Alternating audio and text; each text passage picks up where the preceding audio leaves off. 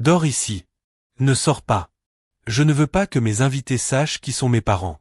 La porte du garage claqua comme un verdict prononcé. Son écho frappa son cœur plus fort que n'importe quel fouet n'aurait jamais pu le faire. Son mari, assis près d'elle, enroula un bras tremblant autour de ses épaules, entouré des vapeurs d'essence et du bourdonnement des insectes d'été. Ce soir-là, le cœur d'une mère mourut à moitié. Mais ne détournez pas le regard, car cette nuit est loin d'être terminée. Et quand la lumière se déversera devant tous ses invités prestigieux, le monde assistera à l'enterrement de l'âme qu'il a sacrifiée pour acheter sa gloire. Laissez un commentaire avec votre localisation. Dites-nous, dans le monde, cette histoire touche votre cœur. Restez jusqu'à la toute dernière seconde, car vous ne voudrez pas manquer le moment où une conscience coupable deviendra le flambeau qui réduira en cendres tout ce qu'il a construit. Abonnez-vous à notre chaîne, Griotica Story, pour découvrir la suite et vous rappeler que l'argent peut acheter les lumières les plus brillantes, mais jamais la fierté d'une mère. Ici, dans les contes africains, ceux qui abandonnent leurs racines seront contraints par le destin à faire demi-tour. Dans un village paisible, perdu dans les terres lointaines d'Insuka où les champs de maïs peignaient l'horizon d'or et où les coqs du matin réveillaient le soleil chaque jour, vivait un homme nommé Papa Uchenna. Sa vie était aussi ronde et pleine que les épis de maïs qu'il récoltait. Mais son cœur était inégal, usé par les soucis qu'il portait pour sa famille. Toute sa vie, il avait marché pieds nus sous la chaleur accablante de la saison sèche et l'humidité lourde des pluies. Pourtant, il ne s'était jamais plaint. Pour lui, si sa femme et son enfant avaient assez à manger, chaque goutte de sueur devenait une graine de bonheur. Sa femme, Mama Naji, était autrefois une femme vive et rapide, ses yeux brillants comme l'eau de la rivière après une pluie purificatrice. C'était elle qui avait appris à leur fils Jacques le premier mot précieux, Mama.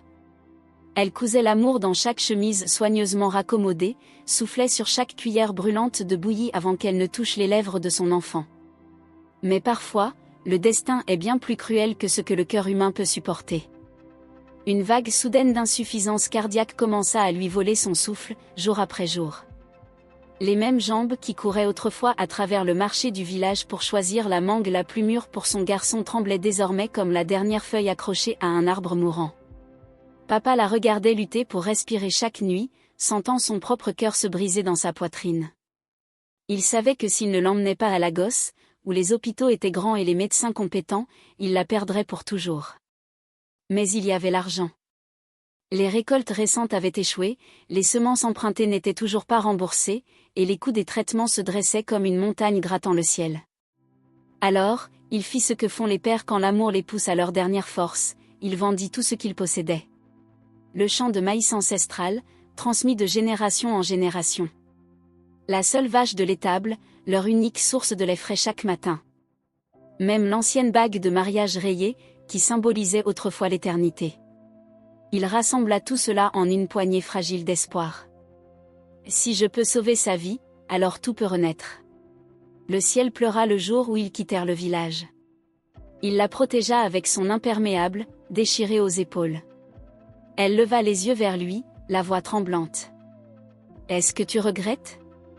Il serra sa main, comme s'il lui transmettait le reste de sa force. « Et si tu n'es pas là, pour qui est-ce que je cultive ?» Le camion fatigué gronda en direction de Lagos, animé et bruyant. Ses roues semblaient tourner le destin de toute la famille, les éloignant de la terre pauvre mais chaude de leur foyer vers une terre riche qui s'avérerait bien plus froide qu'imaginée. Ils s'accrochaient à une croyance éclatante, leur fils unique, Jacques, était maintenant un homme à succès. Il vivait dans une maison luxueuse à Lekki. « Un jour, je vous amènerai tous les deux à Lagos pour que nous vivions heureux ensemble. » Il s'était accroché à cette promesse comme à une torche dans les nuits les plus sombres. Mais il ne savait pas que les lumières éclatantes de la ville peuvent aveugler une personne au point qu'elle ne reconnaît plus les mains mêmes qui ont autrefois illuminé son monde. Lagos, une ville où toute une vie peut changer en un clin d'œil. Si tu réussis, le monde t'applaudira. Mais si tu échoues, même ton ombre t'abandonnera. Jacques était arrivé à Lagos avec seulement 2 mains vides et un cœur terrifié à l'idée d'être appelé le fils d'un fermier. Dans son village, tout le monde le connaissait comme l'enfant de Papa Uchenna, un cultivateur de maïs qui avait passé sa vie sans pouvoir réparer un toit qui fuyait. À Lagos, Jacques décida d'effacer ce passé complètement. Les premiers jours furent durs, dormir dans un magasin de fournitures de construction, diviser un sachet de nouilles en 2 repas. Mais il se jura, je deviendrai quelqu'un d'important. Les gens me regarderont différemment. Le temps, la sueur et les prières constantes d'une mère lointaine le transformèrent en l'homme qu'il devint. Une opportunité en or se présenta lorsqu'il rencontra le chef Ocon, un magnate de la construction à Lekki. Jacques prouvait son intelligence, sa rapidité d'esprit et son ambition brûlante. Bientôt, il grimpa les échelons jusqu'à devenir chef de projet et commença à gagner de l'argent qu'il n'aurait jamais osé rêver. La vieille voiture rouillée fut remplacée par un Range Rover noir brillant. La chemise usée que ses parents lui avaient offerte pour ses 18 ans fut jetée pour des costumes valant plus que le revenu annuel de sa famille. Il changea son accent, adoptant l'anglais de Lagos, comme s'il n'avait jamais parlé le dialecte chaleureux et modeste de son foyer. Même son nom. Plus de « Jacques », c'était Jacques maintenant. Plus sophistiqué. Plus acceptable. On le trouvait dans des salons élégants avec Adora, sa magnifique petite amie, toujours à ses côtés. Elle ne connaissait que le glamour de Lagos, pas le garçon affamé qu'il avait été. Un jour, elle demanda « Comment va ta famille ?» Jacques se raidit, touché dans son point le plus fragile. Rien de spécial au village. Chaque fois qu'il disait cela, sa poitrine se serrait. Mais la fierté gagnait toujours. Puis le jour arriva. Un appel du village interrompit une réunion d'affaires importante. « Jacques, ta mère est très faible. Le médecin dit que seule la gosse peut la sauver. » Il se figea. La voix de papa tremblait, glacée par la peur. « Et nous sommes déjà en route vers toi. Ta mère croit que tu la sauveras. » Jacques regarda la salle de réunion où un contrat valant une fortune attendait sa signature. Il répondit avec irritation mêlée de panique. « Pourquoi ne pas m'avoir appelé plus tôt ?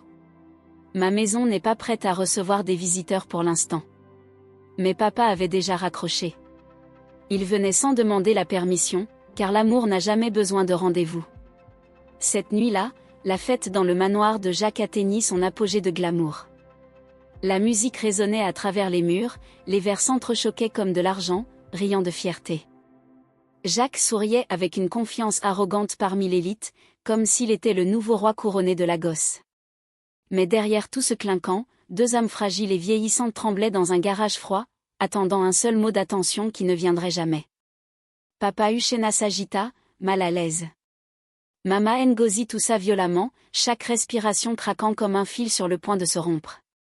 Il essaya de remonter la couverture jusqu'à son cou, ses mains tremblant non pas à cause du froid, mais à cause de la distance entre eux et le soleil qu'ils aimaient le plus.